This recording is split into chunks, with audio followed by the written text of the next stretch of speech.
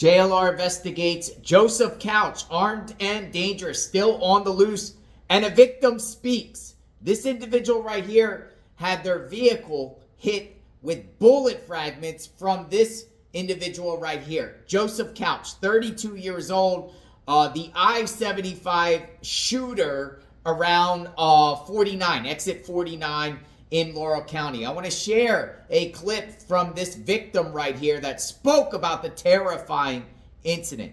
Check it out. One woman told CNN she and her friend heard a loud noise while they were driving that sounded like a gunshot, and later saw several police cars speed by. When they made it to their destination, Christina DiNoto noticed damage to her car. She told CNN her hands are still shaking. Here she is.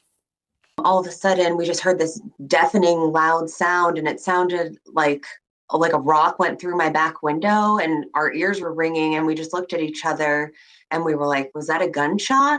And then we were like, that can't be a gunshot, because we're driving down the highway. And there was a white truck that was next to us in the right-hand lane, and all of a sudden he slowed down and he pulled off to the shoulder, and we thought maybe it was his tire had blown out or something, but it was much louder than a tire blowing out. And it was just so loud and so scary. It's something very unexpected while you're just driving. Police are looking for this man, 32-year-old Joseph A. Couch of Woodbine, Kentucky. Police say he is considered armed and dangerous. London mayor says authorities know the general area where the suspect is, but they're not releasing that information. And the police chiefs had this to say to area residents.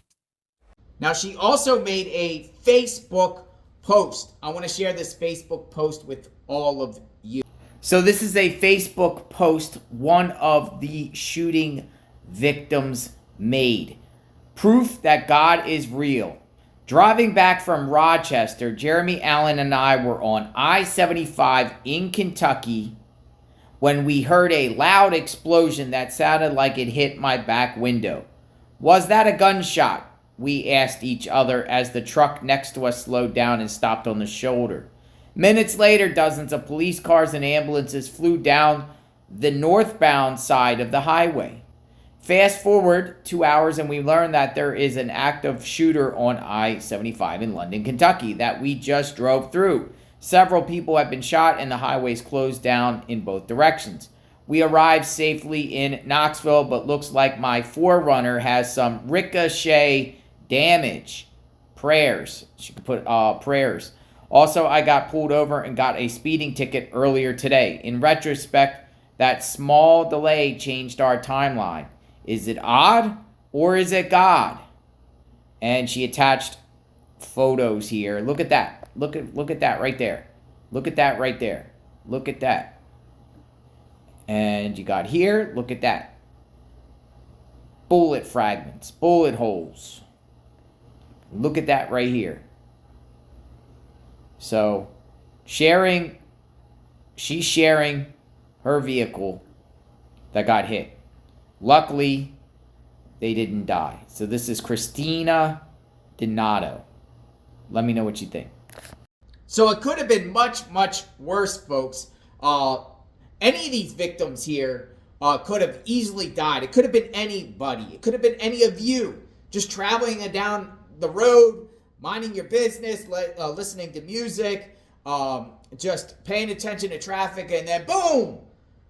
Because of this individual right here. We still don't know motive, and this individual has still not been caught armed and dangerous.